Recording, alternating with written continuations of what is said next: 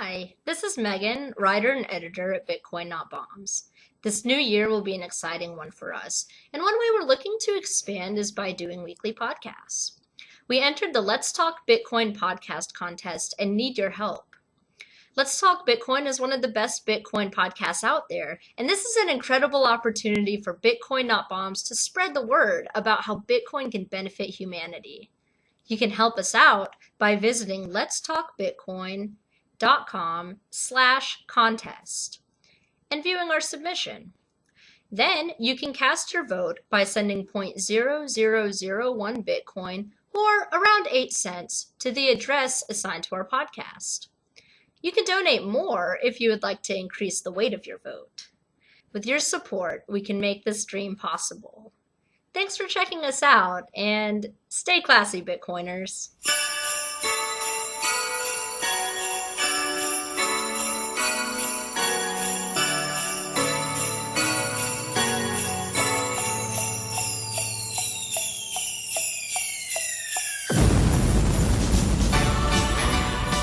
And now, we present the radio show you've been waiting for, a show of perfection, to serve as the missing puzzle piece in your imperfect holiday plans. The show that will warm the heart while warming the heart. Radio Free Bitcoin presents the Bitcoin Without Borders Code Orange Coin Wars Evacuate Wall Street Bitcoin Unplugged Blowout Extravaganza Show, featuring... Who are they? Who? I've never heard of them. Are you sure they're hosting? Featuring these two people. This is Davi Barker. And this is Megan Lords. And we are... Bitcoin Not Bombs. You are listening to the Bitcoin Not Bombs inaugural launch of the Bitcoin Not Bombs podcast. How meta. This has been a big year for Bitcoin, and as the world's first officiating committee, we saw it fit to do a year in review for 2013. And so we've got some milestones we want to share with you. When we started out the year, Bitcoin was about $12, and I know this because I bought myself a stack of Casasius coins to give out to friends and family for Christmas last year, and as you can imagine, they were pretty happy about that. Oh yeah, it's like having Christmas all over again. Well, they're kind of in disbelief, to tell you the truth. Like I say, yeah, remember that thing I gave you last year? It was like a stocking stuffer I put in your Christmas card. It's worth $1,000 now, so you might want to figure out where you put it. Right. Yeah, I know a lot of people who just kind of gave them away, or they were just like, yeah, whatever, here, take one. It's like, oh, whoa, wait a second. I think one of the most exciting things about 2013 is the number of charities that we've seen in the Bitcoin space. For example, Shire Sharing in New Hampshire nearly tripled the number of meals that they gave out this year for Thanksgiving and Christmas. That's amazing. And then everyone knows about Sean's Outpost. They opened up this year to deal with the severe homeless problem in Pensacola. The war on homeless. The war on homeless. And it really is. I mean, code enforcement is going around taking people's blankets, and I mean it's definitely been an uphill battle, but Jason's done a great job of really addressing the problem and providing a solid solution in Satoshi Forest, which is a 9-acre property he was able to buy entirely in Bitcoin, which is a world's first. Is it totally a world's first? World's first real estate purchased with Bitcoin, Satoshi Forest. Yes, it's amazing. It's going to be a great homeless sanctuary. There's going to be permaculture and aquaponics, and hopefully that'll all be through Bitcoin also. I mean, I don't know any politicians who have made 25,000 meals for the homeless in 9 months. Yeah, I don't know. And then on the home front, Bitcoin Not Bombs, we raised 30 Bitcoin this year to distribute hoodies to the homeless on December 22nd. So that was a huge success for us. Yes, that was amazing. So, I think that 2013 really proved that Bitcoin is not only the currency of drug dealers, but it is also the currency of charities, and that it is a thriving and worthwhile economic system. So absolutely, that's really exciting. And the charities are different than your average charity too. Transparency is such a key point. So it's changing the way charities operate. That's true. And plus it made fundraising was largely, It's interesting because fundraising is both transparent because everything's in the blockchain and you can look up our address and audit what we took in and what we sent out and whatever. But also, we don't necessarily know who our donors are. It's not like they have a name on a bank account that the contribution is attached to. And so, I mean, we got international contributions, and we know that because people emailed us and told us. But that's awesome. Yeah, and it's great because a lot of people don't want that, documented, or they don't really want to put their name on something. And I think with that anonymity, people want to give more. Like whenever I've donated to anything, some places they have you fill out like a little card and it's like, I donated $5 to help, wounded soldiers or something. And it's like, I never liked doing that. I never liked being like, yeah, look at me, I donated all this money. So I much prefer the anonymous thing. And it works. I mean, is the thing.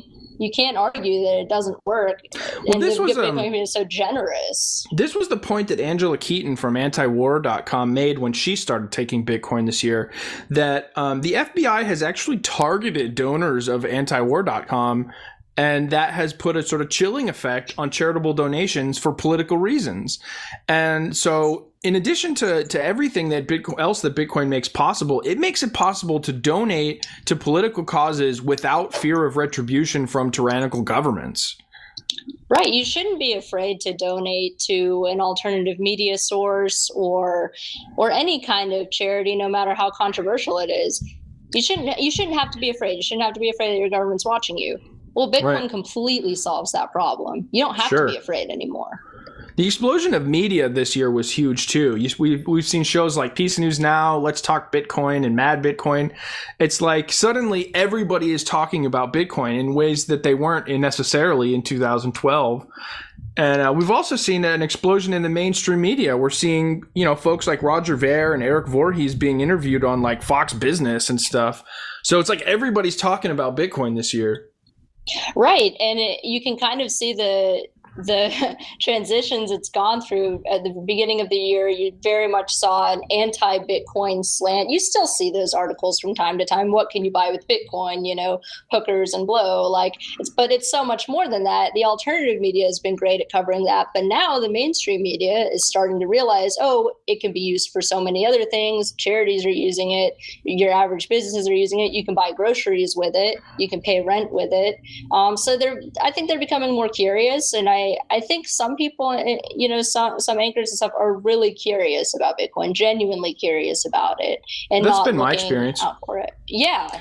I mean, like one of the things that we do as Bitcoin Not Bombs is we've been cultivating a press list so that we can send out press releases whenever we have sort of launches or campaigns that we're doing, because part of our mission at Bitcoin Not Bombs is to promote favorable press for Bitcoin and to prove that it isn't just for hookers and blow, right? Exactly. And we've been completely successful in that. We've been in Wired Magazine, we've been in the Huffington Post, and those journalists, when they contacted us, they were much more curious than hostile, and I expected a little more sort of skepticism, but they really wanted to know. They really wanted the story, and that's really good, because that means as we move forward, that's going to become the narrative. The narrative is going to be what it's useful for, not necessarily what it's demonized with.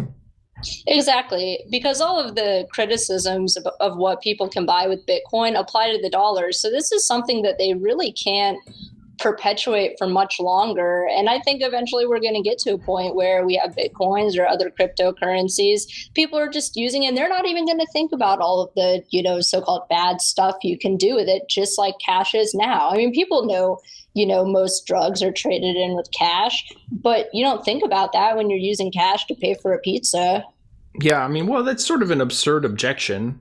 Right. I mean, Bitcoin can be used to buy marijuana online. Well, so what? It can also be used to buy gold online, and it can be used to buy T-shirts. And somebody asked me recently, what do you wish you could buy with Bitcoin? And I racked my brain, and I couldn't think of anything I couldn't buy with Bitcoin. Exactly. Yes. So big milestone this year, blockchain.info passed 500,000 new users, new wallets.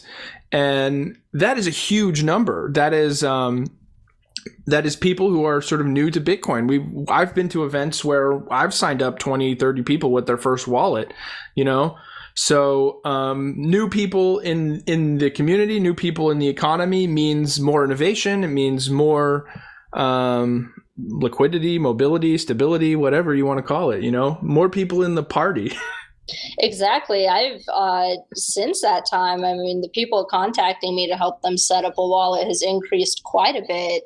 And people from all over the country too. The thing I love about these social networking sites is you can be connected to people from, other countries from so far away, and you can have a conversation with them and help them get set up with Bitcoin. You don't have to be right there with them. Mm-hmm. And it's a beautiful thing. But local people too have approached me. I mean, we got my husband's mom set up with a Bitcoin wallet. She was super excited. My parents are a little more skeptical, but yeah, it's amazing to see that, and it's amazing to see how it's helped the homeless community too. A lot of the people who use Bitcoin down here in Pensacola are homeless, and it's literally helped them survive on the streets. That's interesting. So how are they acquiring it? What they do is they have little apps on their phone, and they would connect to publicly available internet, like outside of the public library, and they would do little reviews and work for Bitcoin. There's sites you can go to where you get tiny amounts of Bitcoin, and you just work reviewing videos or other content for accuracy, and you're able to make small amounts of Bitcoin. It's awesome.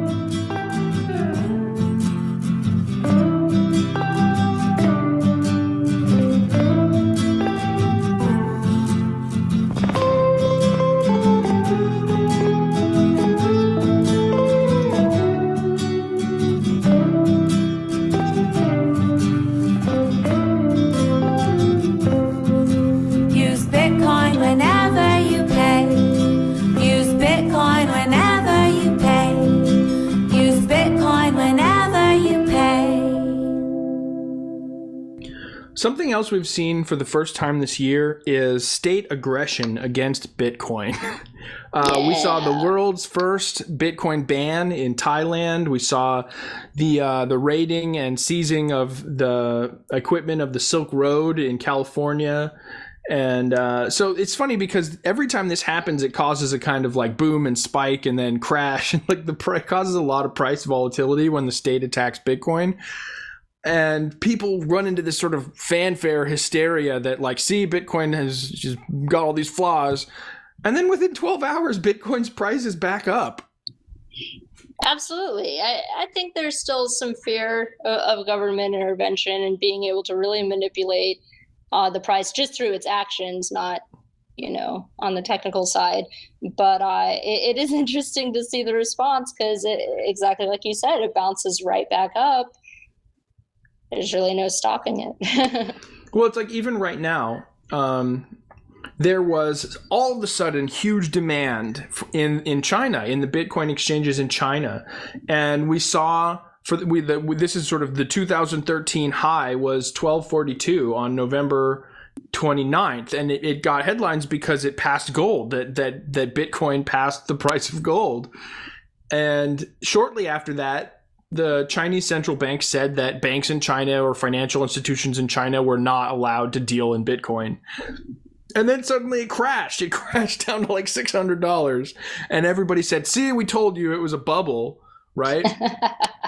But it's $900 now. It's $900 now. And it's like the people who are saying, see, we told you it was a bubble. It's like, yeah, but you told me that when it was $400, right? Like they were saying it when it was $30. That's when I really got interested in it, when it hit the price of silver or what silver was at the time. I think that was a milestone for a lot of people. It really was. They were like, oh, no, it can't possibly, Because what does that mean? That means the aggregate of the market has decided that it would rather have a Bitcoin than an ounce of silver.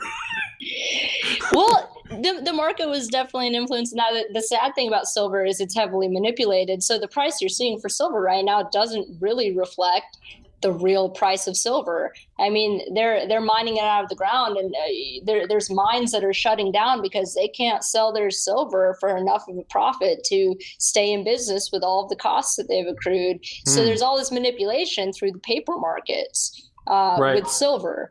So it's unfortunate that you see that. I mean, the price is kept artificially low, whereas with Bitcoin, you see more, I guess you could say, organic manipulation through different types of events rather than direct manipulation through banks and traders and things like that. There's still manipulation. There's still volatility. There would be no point in a paper market in Bitcoin. Like the idea of having sort of like investing in futures in silver, having paper silver, is because it's so difficult to physically move. And so if you were a big spender and you were trying to invest in large quantities of silver, you would invest in some sort of stockroom certificate or promissory note or something like that, right? But there's no quantity of Bitcoin that it is more efficient to send me a piece of paper than to just send me the Bitcoin. Yes, and it prevents manipulation. What we always say at Roberts and Roberts is if you don't hold it, you don't own it. That's why we only deal in physical precious metals, because the paper ones, and this has actually happened before, where you can call up traders and say, I want to take delivery on my paper contract. Well, that paper contract is loaned out to multiple people. Like the silver that's backing that contract is loaned out to multiple people. So you got to get it released from all these other contracts. So it's a total mess. If people found out what was really going on with silver, it'd be infuriated. But it happens with a lot of things too, not just silver. But there's not physical silver backing up that paper. That physical silver has just been, fractionally divided or just promised outright to all these other people. Let's talk about Roberts and Roberts, because in 2012, the big sort of precious metals dealer in the Bitcoin space was a website called Coinable. But Coinable wasn't physically holding the precious metals. They were taking in orders, and then once they received the orders, they were converting the Bitcoin to cash, purchasing the metal, and shipping it to you. So they were sort of earning their Bitcoin, and they were shipping you their metal, but it was a very slow process. And then Roberts and Roberts comes on the scene, and I think they're probably, as far as I know, the first precious metals broker to accept Bitcoin. And now there are more than one. Now there's a Maggie Metals, and there's a few others, I think. And so this objection, what can you buy with Bitcoin? Like, we can talk about gift cards all day long, but when you tell a person, oh, you can buy gold with it, suddenly that's real backing. Right. And that's why I don't really see this whole gold versus Bitcoin debate. Kind of seems unnecessary to me, because I don't think it is a versus situation. I think it's more of a cooperative situation. They're both hedges against a dying dollar. Yeah, they're complementary. They're complementary. Bitcoin's arch nemesis is the blood dollar. Yeah. It's not gold. These gold bugs attacking Bitcoin, they don't realize that people are buying gold with Bitcoin. It's like, it's a great tool. It's a currency. It's just easy to exchange, and it makes gold buying very easy. So a lot of people did, especially as Bitcoin was kind of rising and people were really starting to question, is this actually a bubble? It goes all the way up from $40 to like $260. And it's like, what's happening? A lot of people, bought gold or other valuable things. Sure. Just... I think that's a smart choice. That's a really great point. That it is sort of complementary with gold. It appeals to people for similar reasons. It's not. I would not say that Bitcoin is currently any sort of hedge against inflation, but it is. It is an exit from the dollar. It is people who lack confidence in the dollar's stability and the dollar's morality. They now have an alternative, and it's an alternative just the way gold and silver has historically been an alternative, and people have used gold and silver as alternatives to the dollar. But now suddenly Bitcoin is international. Like, it used to be the only time I ever used silver as an alternative currency was at Liberty conferences or events where there was a large concentration of people that believed similar things about money. And then you'd see this sort of spontaneous silver marketplace.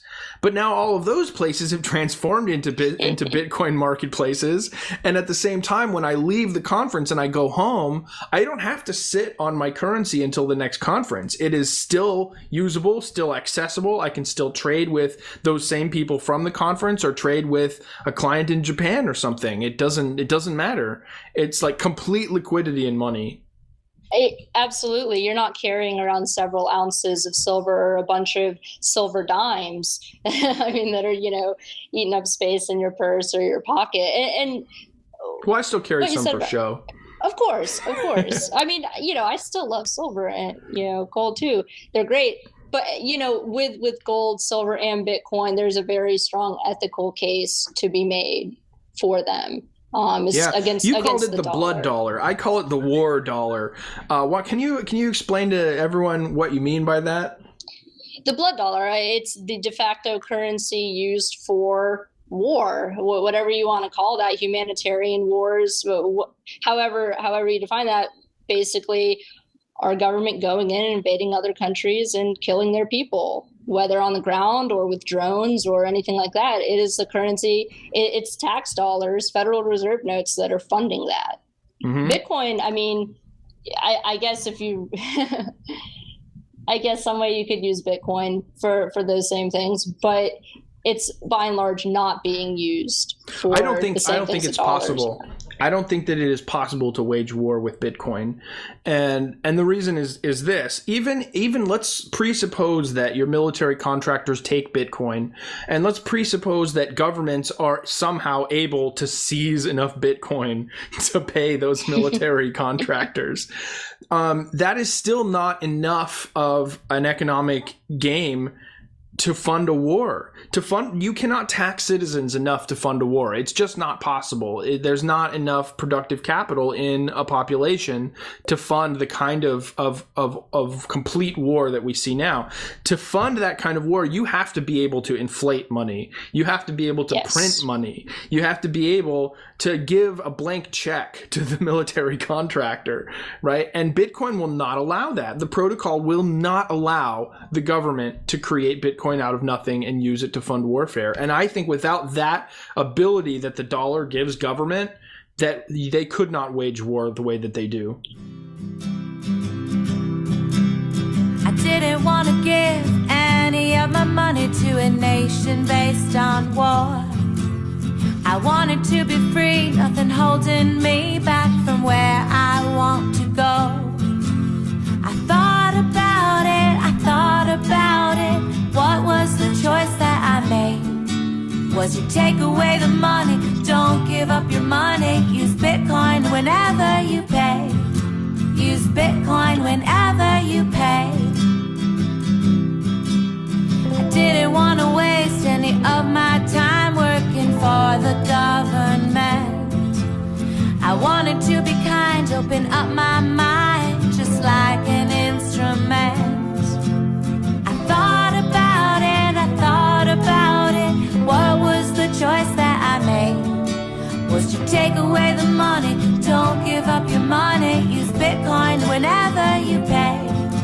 Use Bitcoin whenever you pay.